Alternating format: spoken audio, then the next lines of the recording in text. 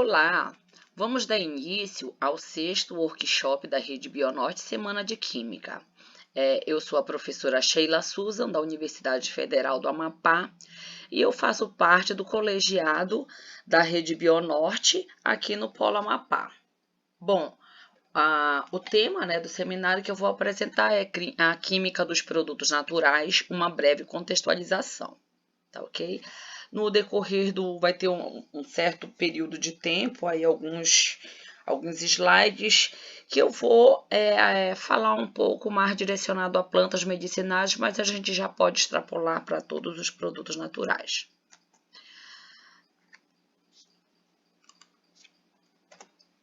Eu vou falar agora das estratégias de pesquisa em produtos naturais.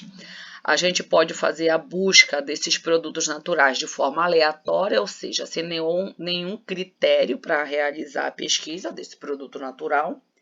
Nós podemos fazer uma busca direcionada, em que a gente vai fazer essa busca filogeneticamente relacionada, pegar esse produto natural filogeneticamente relacionado a outros já conhecidos e produtoras de substâncias que a gente já tenha conhecimento. Vamos supor, eu estou querendo um produto natural ou uma planta medicinal, vamos dizer assim, nesse meu exemplo, em que seja produtora de óleos essenciais. Então, eu vou atrás de quê? Da família, do gênero, de um taxo, que eu sei que ali vai ter a produção dos óleos essenciais.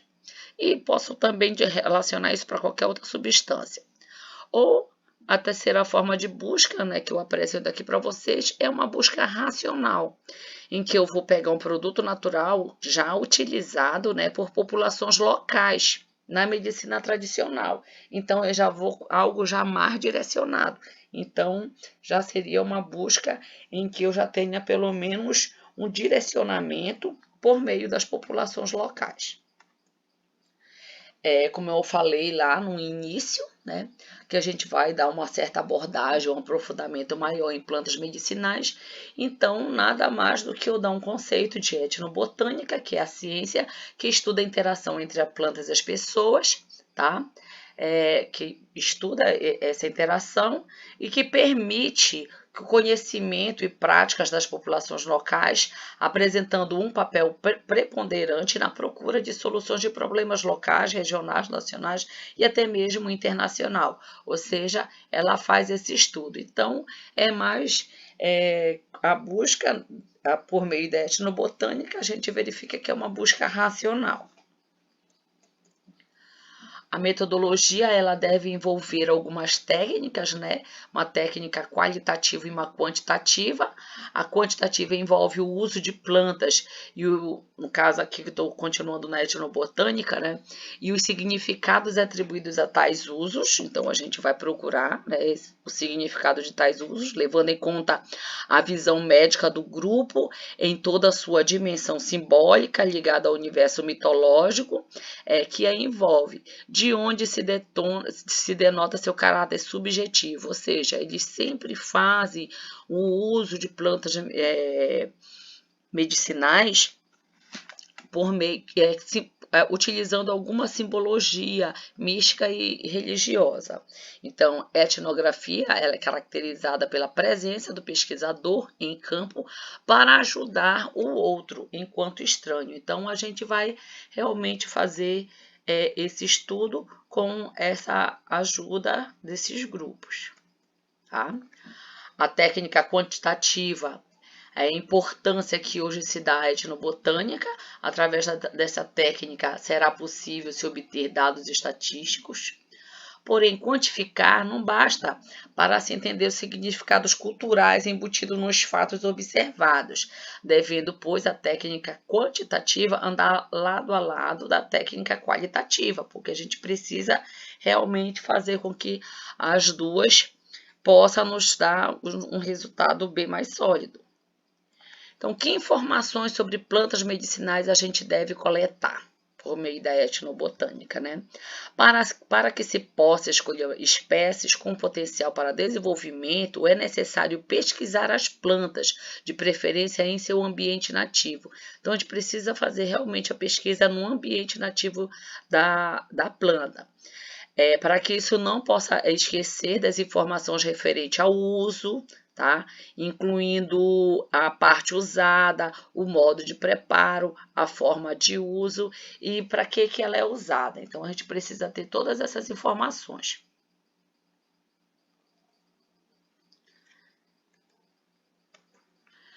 As plantas pesquisadas, elas precisam ser descritas, tá? Para que possam ser identificadas por outras pessoas. Então, a gente precisa descrever claramente, né? Para que isso ocorra, não se deve esquecer de pegar informações sobre o tipo de planta, o odor, cor, forma do fruto, o ambiente onde ela vive, né?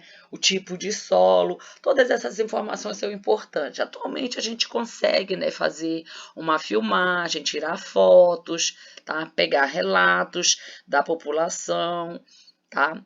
O tipo de lugar onde a planta existe, a época do ano que é a mais abundante, né? O melhor época para plantar, onde, como plantar, a melhor maneira de preparar o remédio, as outras possibilidades, horário de coleta. Então, tem esses vários fatores que a gente precisa saber para realmente poder utilizar de forma mais adequada essas informações para nossas pesquisas. A época de colheita, né? Então, há uma grande diferença aí. Tem gente que muitas das vezes vão atrás de um metabólito e acaba que não leva em consideração esses princípios. Bom, a época de colheita para as raízes, quando as partes que estão sobre o solo estiverem secas, geralmente isto ocorre no outono, tá? As artes, que são caules e ramos, quando estiverem bem desenvolvidos. Flores, pouco antes de formarem sementes, as cascas quando a planta estiver adulta, os frutos carnosos quando eles estiverem completamente maduros, as sementes quando estiverem bem maduras e começarem a secar, a planta inteira quando já iniciou a formação e abertura dos botões, tá? Antes de começarem a florir. Claro que essa época de colheita é de uma forma geral, pois a gente vai levar em consideração, né, todas aquelas informações que anteriormente nós tivemos com a comunidade local. Bom, qual a dificuldade na utilização de plantas medicinais? A gente tem algumas dificuldades, que no caso é o cultivo. Nem sempre a gente vai conseguir fazer o cultivo da forma como ela é feita na natureza.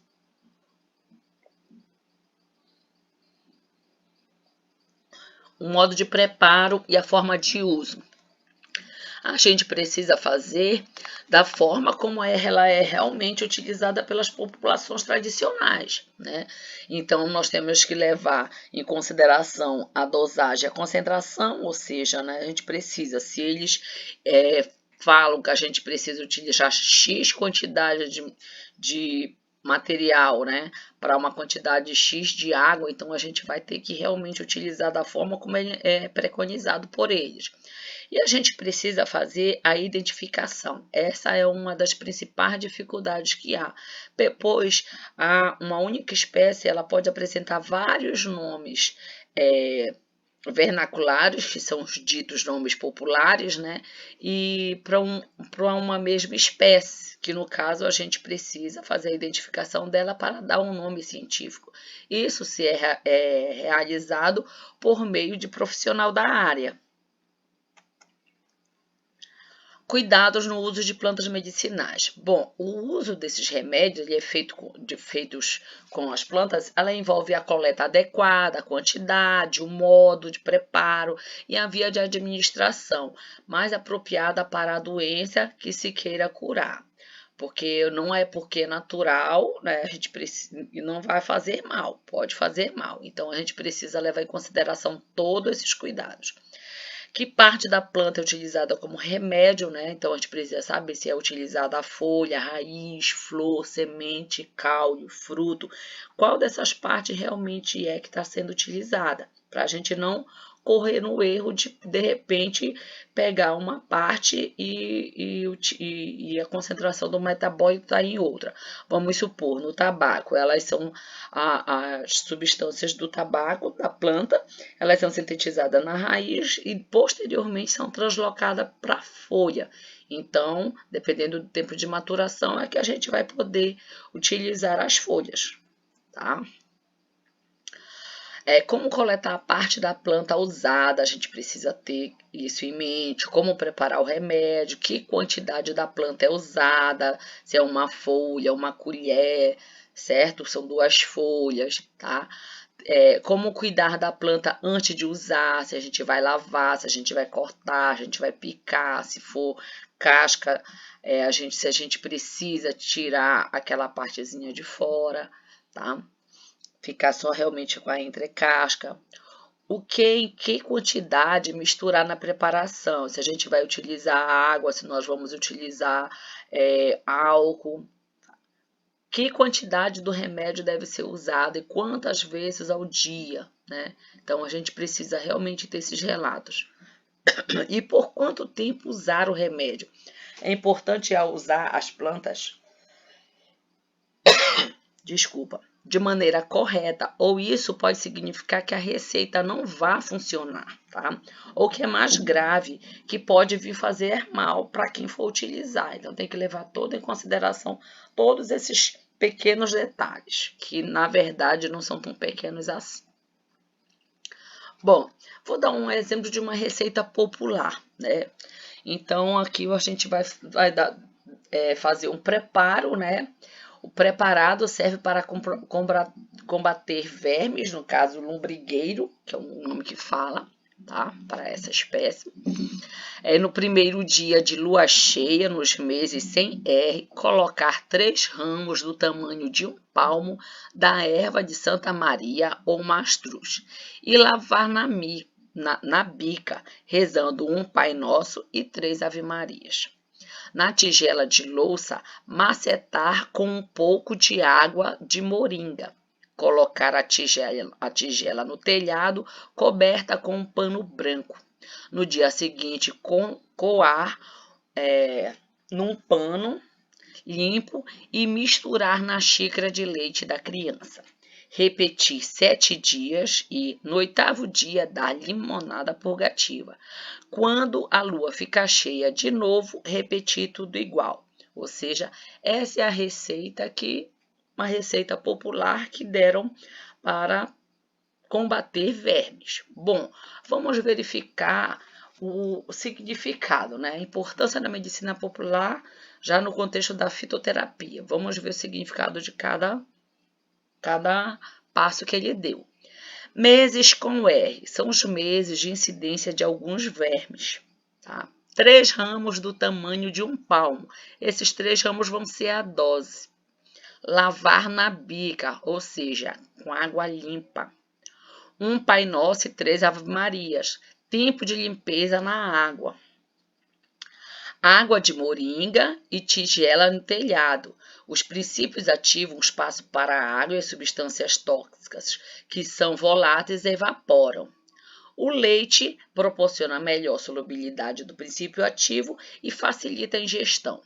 Repetir 7 dias, que é atingir os ovos que não eclodiram, ou seja, vai matar os vermes adultos e vai ficar os ovos, depois de 7 dias, mata os ovos. No 8º dia, dá limonada purgativa para eliminar mais rápido o restante, que no caso é o sulfato de magnésio. Ou seja, cada um desses passos que ele disse tem aquele fundamento para que a gente possa utilizar em fitoterapia, ok?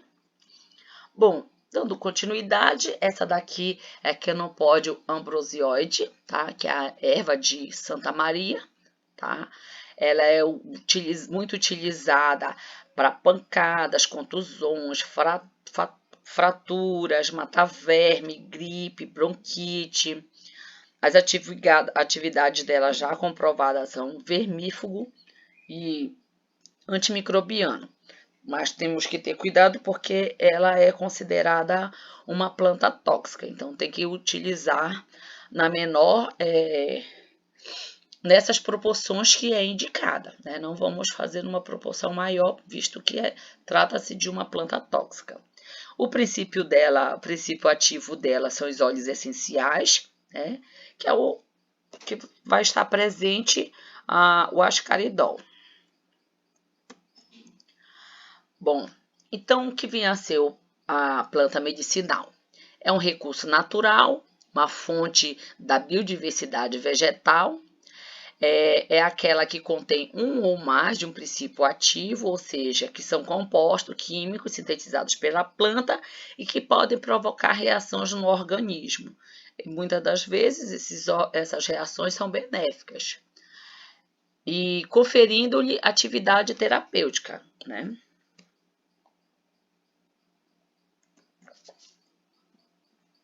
Bom, vamos voltar um pouquinho ao passado quando se fala de produtos naturais e plantas medicinais.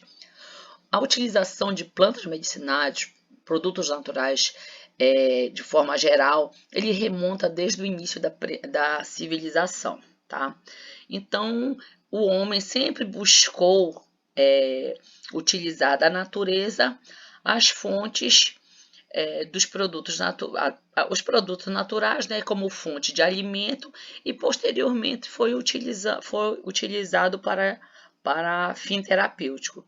Então, no mundo nós vamos ter a biodiversidade bastante variada, né?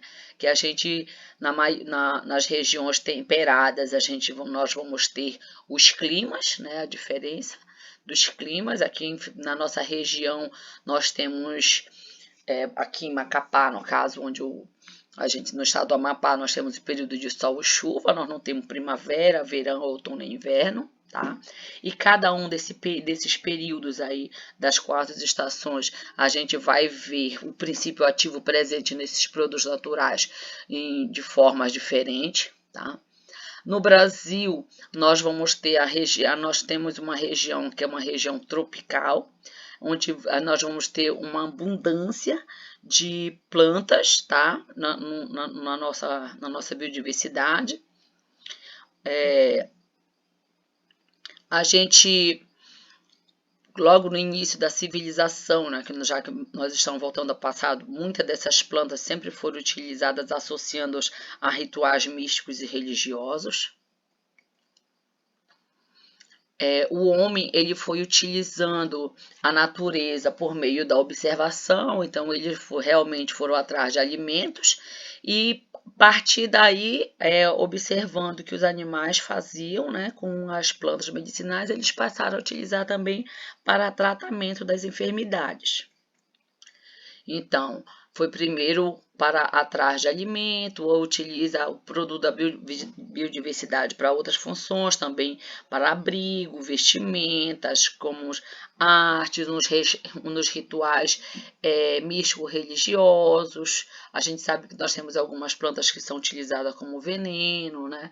Que na época, há alguns tempos atrás, eram muito utilizadas para matar alguns de seus desafetos, utilizados também como remédios. E o conhecimento tradicional, ele é associado, né, com todas essas informações que se tem a partir das observações da natureza, ele passou a ser uma informação ou prática individual ou coletiva dessas comunidades, no caso local aqui indígena, e das comunidades tradicionais com valor real para um potencial, né, produto da nossa biodiversidade e, quando tratada corretamente, de uma forma rentável de obtenção desses medicamentos, né, associando ao patrimônio genético. Etnobotânica, ela é conhecida como uma etnociência natural, tá? Conhecida há 100 anos. A etnociência ela estuda de maneira como o mundo da experiência é classificado por uma cultura, certo? A etnobotânica, ela análise interativa entre o simbólico natural e o cultural, então tem toda uma associação com atividades místicas, né? Com as divindades, espírito, cantos, tá? Danças, então a gente vê muito nesses povos, nos povos indígenas que até hoje eles fazem, né? Os curandeiros também fazem o ritual de reza, tá?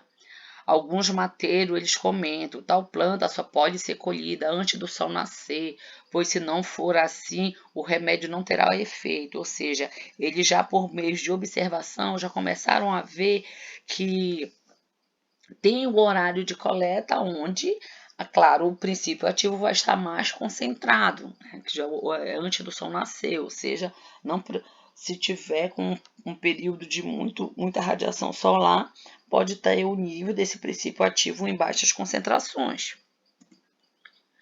Origem do conhecimento das virtudes terapêuticas das espécies vegetais. Pronto. Ele se encontra na observação constante e sistemática dos fenômenos e características da natureza e na consequente experimentação empírica desses recursos, ou seja, pelo método de tentativa e erro. Então, o uso, avaliação dos sinais e sintomas e seleção pela qualidade das respostas, ou seja, foi feito realmente por meio de tentativa e erro. Eles davam um determinado medicamento, observavam, se fazia bem, continuavam usando. Se não fizesse, não evoluísse o tratamento, eles paravam e iriam tentar outro, e assim foi. As observações também de comportamento animal, os domesticados e os não domesticados, tá? Como um exemplo, nós temos a lenda da Etiópia e M, que é possível a origem da descoberta do café, em que eles realmente observaram os animais, tá? Comendo as sementes do café. E ali eles começaram a realmente a fazer a preparação. Alguns desses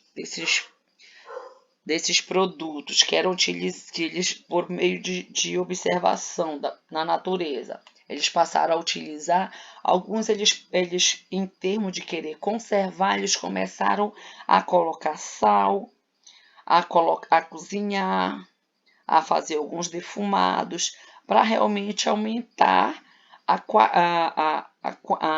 conservação, o tempo de conservação desses produtos. E aí foi que surgiu o café, quando eles torraram, aí foi surgindo alguns produtos de defumação. No Brasil, observação de animais silvestres pelos índios, a gente verifica de alguns índios que também utilizaram esse tipo de observação. Locais com flora e fauna abundante, no caso que a gente conhece aqui a região amazônica, né, é uma estratégia bem promissora para a descoberta de novas substâncias por meio de produtos naturais.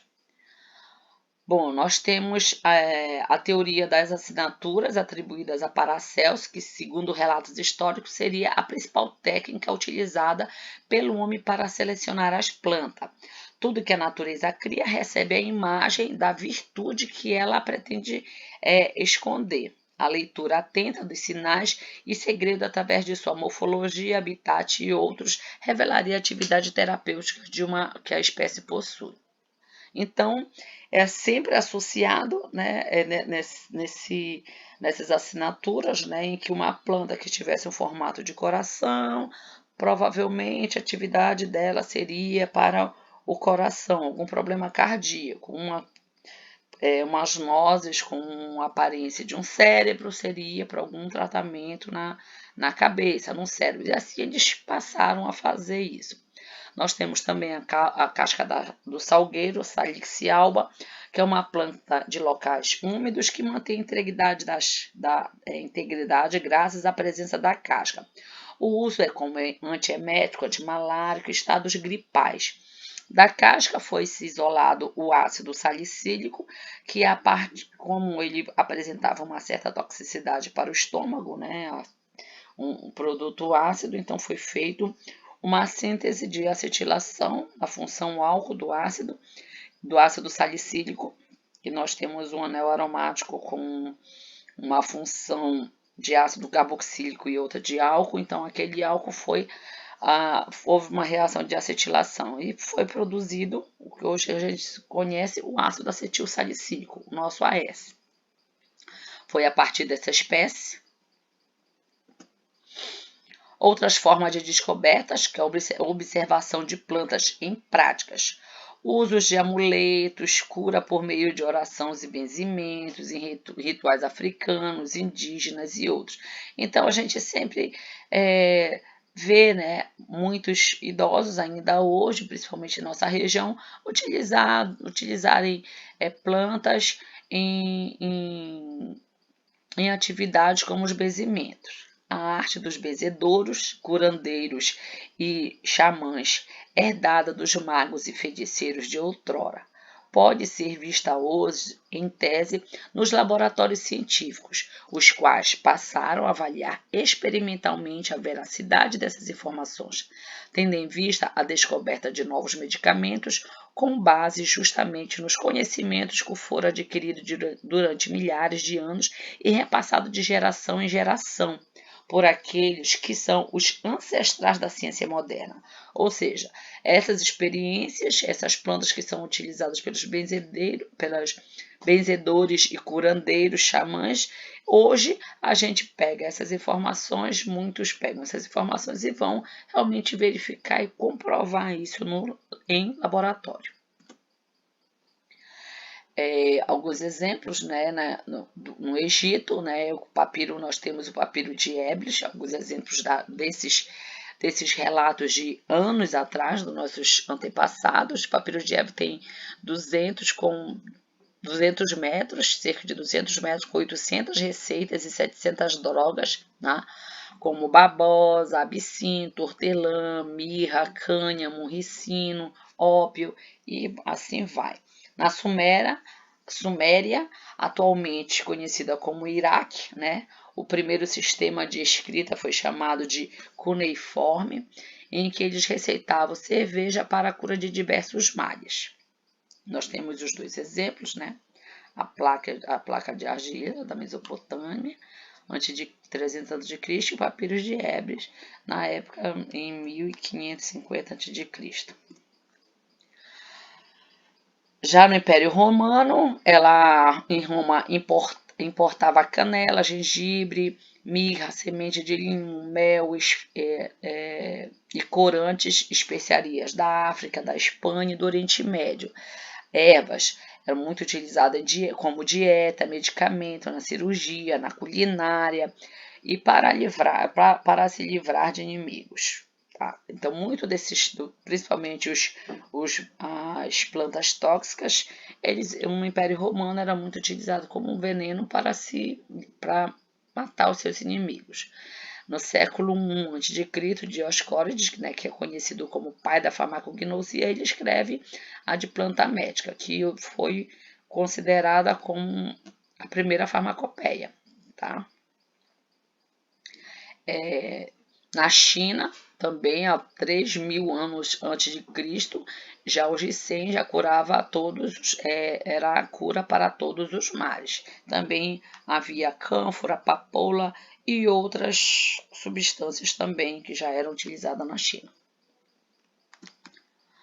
Na Idade Média, houve o declínio de todas as formas de conhecimento. O conhecimento médico grego e latino foi preservado nos mosteiros, tá? Então, os males e doenças, eles começaram a querer associar isso como sendo algum castigo, um castigo divino, algo de errado que a pessoa fez, ou seja, que ela está sendo castigada por algum pecado, e a cura seriam as preces e arrependimentos. Tá?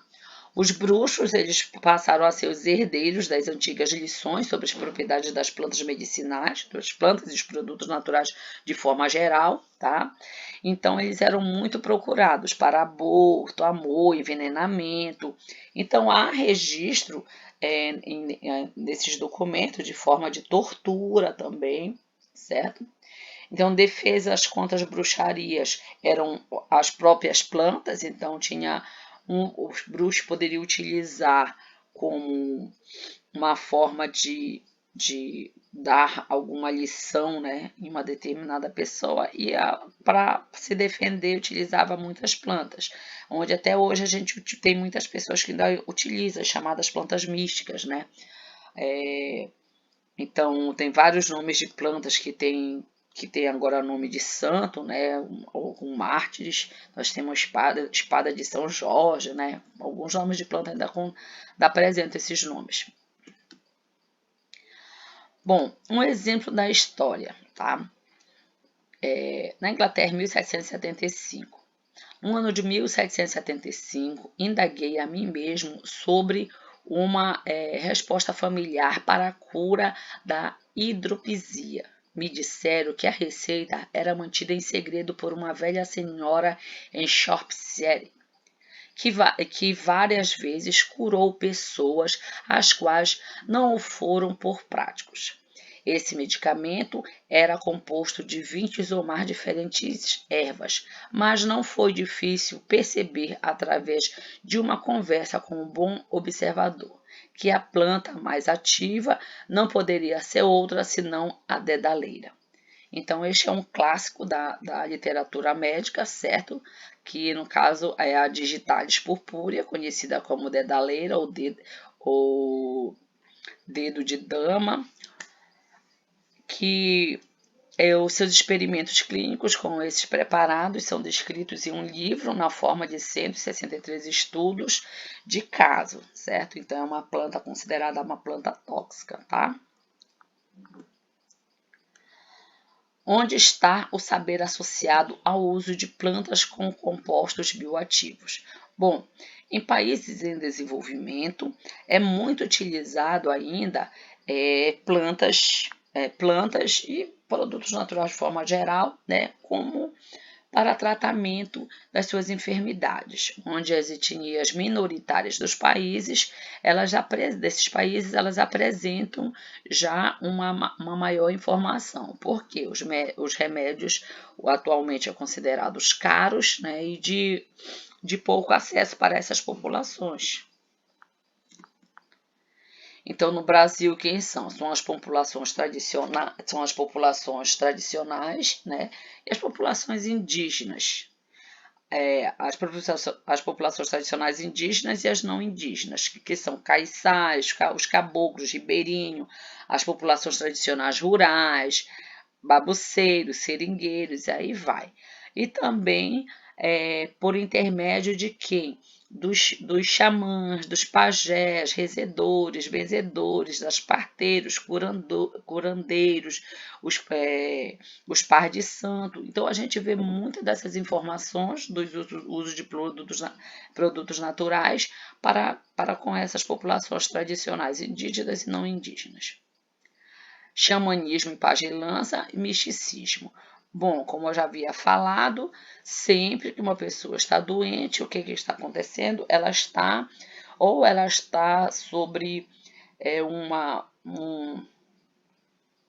sendo acometida por algum mal, um espírito, então sempre eles colocam algo misturando com o uso das plantas, das ervas, dos produtos naturais, associando a essas atividades místicas religiosas. Aí vai haver sempre aquelas danças, as orações, os pedidos para que os santos possam vir e fazer essa volta da pessoa, né, ao estado dela normal, natural, sem ser acometido por nenhuma doença. Algumas plantas, né, são muito utilizadas nesses rituais, são já bastante bem conhecidas. Nós temos o urucum, que além dele ser utilizado como medicinal, ele é utilizado como pintura corporal em algumas tribos indígenas, tá? Nós também temos o dendê, que veio da cultura africana. Nós vamos ter o alecrim, que também veio junto com os portugueses, certo? Eles trouxeram essas ervas para cá. Então, são plantas realmente que já foram sendo agregadas a uma cultura hoje, né? Que já o Brasil com essa miscigenação. E aqui a gente tem, esses são alguns exemplos.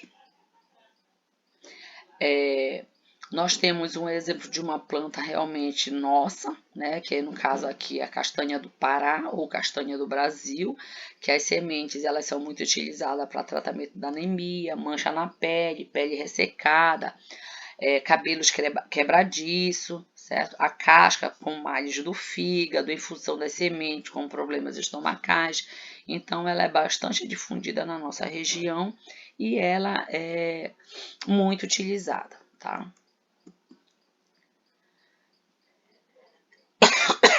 Uma espécie que nós também temos na região amazônica, que é o urucum. As sementes são utilizadas para problemas antifebril, asma, para bronquites, as raízes como diurética, digestivas, folha contra náuseas, também como diuréticas. A copaíba também, que a gente apresenta, possui ela na nossa região, tá? Que o óleo é utilizado como cicatrizante, antisséptico das vias urinárias e respiratórias, expectorante contra dermatoses. O guaraná, também da nossa região amazônica, ela é considerado como afrodisíaco, estimulante, diurético, tônico. O maracujá, nós temos aqui as duas espécies de maracujá, Passiflora edulis e Passiflora alata, que são utilizados como sedativos, tranquilizante, insônia, antiespasmódico, diurético, ansiedade, tosse de origem nervosa e outras atividades que são atribuídas ao maracujá. O genipapo, tá? Genipapo, a raiz é utilizada como purgativo, fruto é indicada para enterite crônica, como tônico, diurético, em alguns xaropes, tá? Ele vai ser expectorante. Aqui, a erva mate, né, ou chamate, ela também é encontrada na nossa região, tá? Nós temos também, aliás, ela já é encontrada na região da Mata Atlântica todinha, né, na costa do Brasil, também espinheira santa. O guaco também nós vamos ter, né? O guaco, carqueja também são encontradas na Mata Atlântica. Nós temos o Ora pronóbios, ou então carne de pobre, tá? Que ela é utilizada nas inflamações cutâneas, anemia, em queimaduras, tá certo? Já na região central, a gente já vai encontrar, numa parte já mais da nossa região central, nós vamos encontrar algumas espécies de solano, tá? Que elas são as conhecidas de jurubeba, nós também temos aqui, certo? As folhas, elas são utilizadas para as afecções das vias urinárias, cólicas abdominais, o fruto para diabetes, diuréticos, certo? Elas também são utilizadas em plantações na agricultura para fortalecer, no caso, os tomates. O buriti, para prevenção e recuperação de criança desnutrida, o óleo é purificante e desintoxicante do sangue. Também a gente encontra muito essa daqui aqui no estado do Amapá. Barbatimão, que é conhecido como que é o Staphynodenum adstringens, certo? Ela é utilizada para várias infecções e também ela contém uma quantidade muito grande de alcaloides, ou aliás, flavonoides. Nós também vamos ter na mesma região pequi, né, que as folhas são muito utilizadas em bronquite, gripes, resfriados, tá?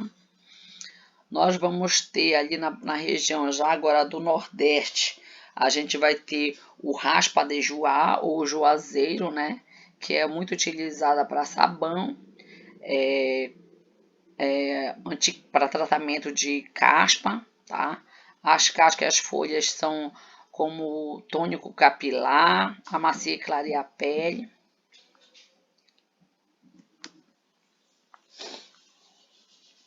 Nós temos alguns cactos também naquela região, em que os sucos dessa espécie aí de cactos, do suco dos ramos, eles são muito utilizados para problemas do pulmão, escorbuto, infecções da pele, as raízes para problemas renais, o xarope dos ramos novos, eles são utilizados para bronquite, tosse, algumas úlceras. Já o caju a gente já vai encontrar ali pelo litoral do Nordeste, em que a gente já vai encontrar uma ação, no caso a película das amêndoas para como atividade, ela apresenta atividade anti-inflamatória, o suco é diurético, tônico, é muito utilizado no combate à gripe, o suco clarificado e cozido da cajuína, que ele vai ser um tônico refrigerante, a castanha, como tida como um afrodisíaca e fortificante da memória. A casca contra diabetes, a asma, bochechos. O suco das folhas para tratamento de afta.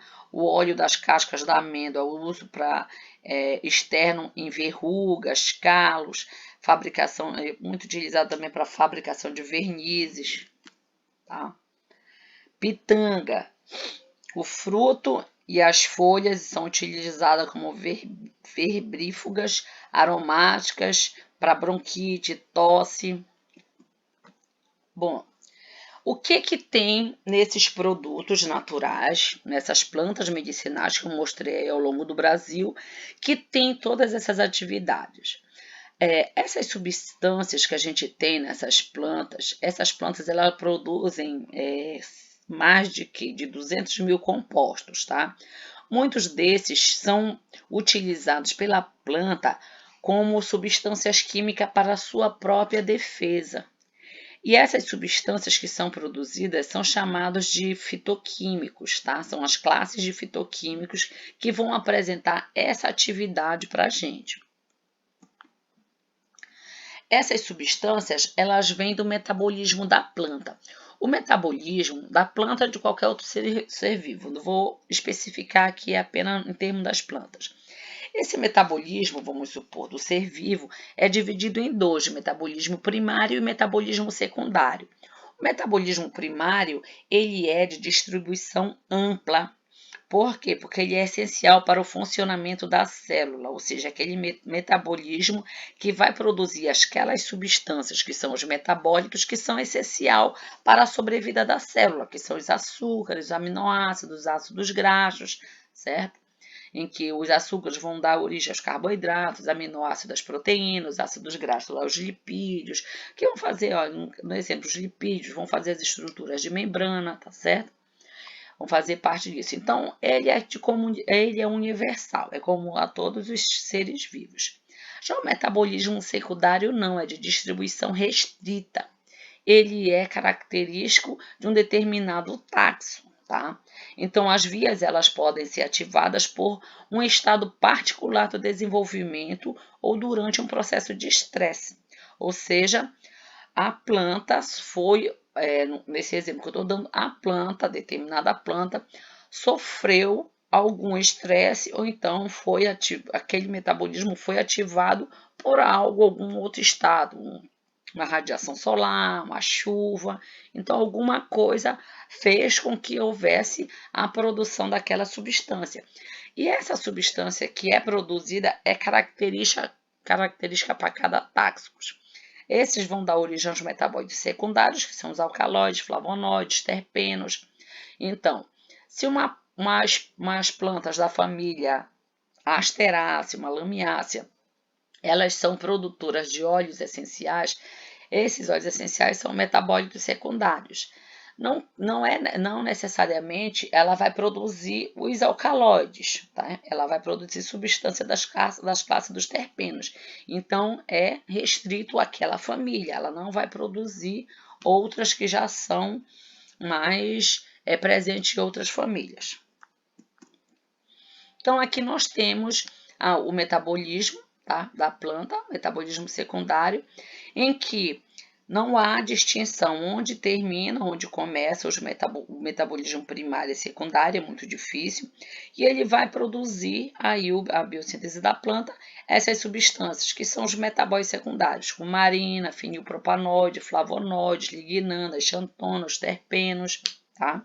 E aí ela vai produzir essas classes de substâncias, essas substâncias são as responsáveis pela defesa da planta, certo? Defesa da planta de algum outro estímulo externo, né? E elas vão ser utilizadas para a gente com alguma atividade biológica. Um exemplo que nós temos é a morfina, né, que é um poderoso alcaloide, analgésico e narcótico da papoula, que é a papoula, a mais cultivada é Papaver sonifero, tá? E ela é muito utilizada por obtenção do ópio, onde essas cápsulas aí das flores, elas são riscadas, são feitas incisões nela e ela vai haver a produção desse leite, que desse leite vai ser coletado e vai dar origem ao ópio. E aí os alcaloides presentes nela é a morfina, codeína, tebaína, noscapina, certo? E então, com essas incisões, né, dependendo do período de maturação dessa cápsula, que a gente vai haver a produção do ópio. Bom, o conhecimento tradicional, então, agora ele pode ser otimizado. Então, a gente pega uma determinada planta que possui determinada atividade biológica.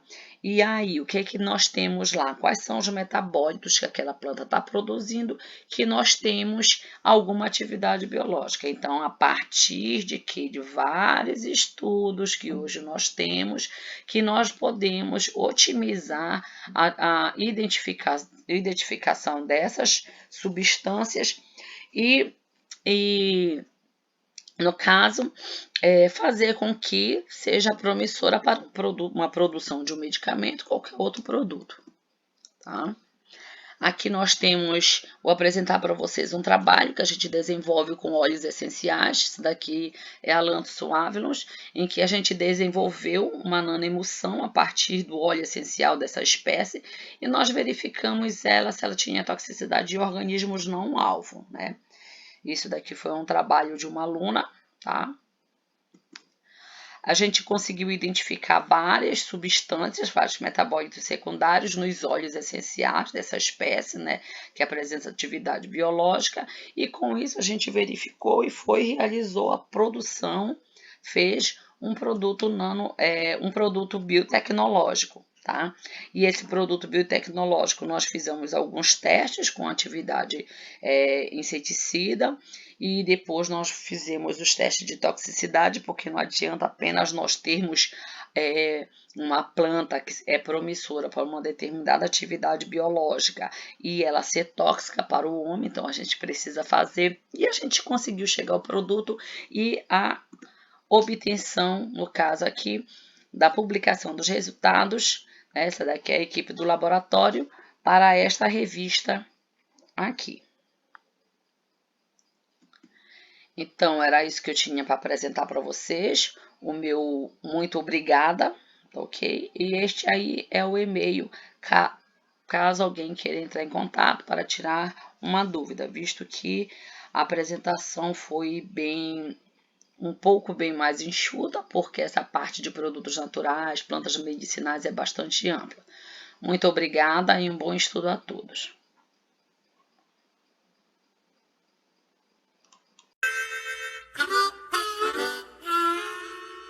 É fácil o meu endereço, vá lá quando o sol se pôr.